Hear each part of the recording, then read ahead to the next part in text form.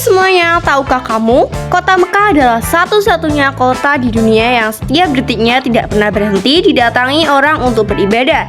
Bahkan jutaan manusia dari berbagai negara bisa berkumpul di satu tempat yang sama dalam waktu bersamaan. Kenapa kota itu begitu istimewa ya? Yuk kita telusuri kisah lengkapnya. Sebelum itu jangan lupa klik tombol like, subscribe, dan nyalakan lonceng notifikasinya supaya kamu gak ketinggalan cerita-cerita menarik lainnya.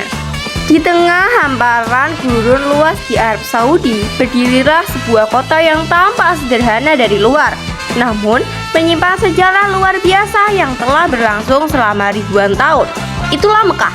Sejak zaman dahulu, Mekah sudah menjadi pusat perhatian. Namun, kisahnya benar-benar dimulai dari perjalanan penuh keimanan seorang wanita hebat, yaitu Siti Hajar. Ia ditinggalkan di lembah tandus bersama bayinya, Nabi Ismail, oleh suaminya Nabi Ibrahim atas perintah Allah. Bayangkan, di tengah panasnya gurun tanpa air dan makanan, Siti Hajar berlari bolak-balik antara Bukit Sofa dan Bukit Marwah demi mencari air untuk anaknya. Usahanya yang penuh harapan itu akhirnya dijawab dengan munculnya air Zam-Zam, sebuah sumber air yang terus mengalir hingga hari ini. Peristiwa ini kemudian diabadikan dalam salah satu rangkaian ibadah haji dan umroh yang disebut Sa'i. Seiring berjalannya waktu, Nabi Ibrahim dan Nabi Ismail membangun kembali sebuah bangunan suci yang dikenal sebagai Ka'bah. Bangunan ini menjadi pusat ibadah tauhid, menyembah satu Tuhan.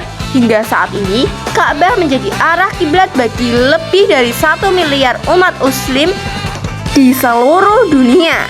Masuk ke masa berikutnya, Mekah menjadi kota yang sangat penting dalam sejarah Islam karena disinilah lahir Nabi terakhir, Nabi Muhammad SAW.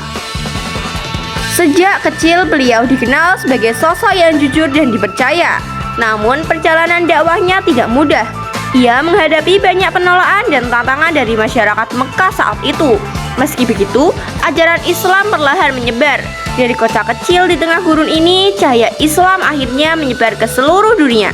Setelah berbagai perjuangan, Mekah kembali menjadi pusat ibadah yang bersih dari penyembahan berhala.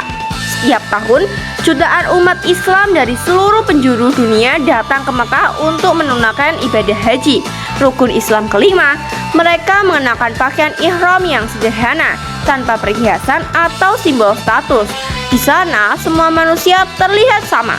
Tidak ada perbedaan antara kaya dan miskin, pejabat atau rakyat biasa. Semua berdiri sejajar hanya membawa keimanan.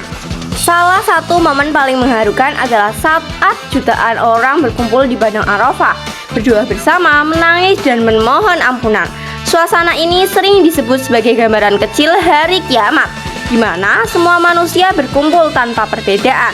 Selain itu, Mekah juga memiliki masjid terbesar di dunia, yaitu Masjidil Haram. Masjid ini terus diperluas dari masa ke masa untuk menampung jutaan jamaah. Di dalamnya terdapat Ka'bah sebagai pusat utama ibadah. Hal menarik lainnya, meskipun berada di daerah gurun yang panas, pengelolaan Makkah sangat modern, mulai dari sistem pendingin udara raksasa, pengaturan arus manusia, hingga fasilitas transportasi canggih. Semuanya dirancang untuk kenyamanan para jamaah. Namun, ada satu hal yang membuat Mekah berbeda dari kota lain di dunia. Tidak semua orang bisa masuk ke kota ini. Hanya umat Islam yang diperbolehkan memasuki Mekah demi menjaga kesucian dan kehusyukan tempat tersebut. Mekah bukan hanya tentang tempat, tetapi tentang perjalanan hati. Setiap orang yang datang ke sana membawa cerita, harapan, dan doa banyak yang pulang dengan perasaan yang berbeda, lebih tenang, lebih dekat dengan Tuhan, dan lebih memahami arti kehidupan.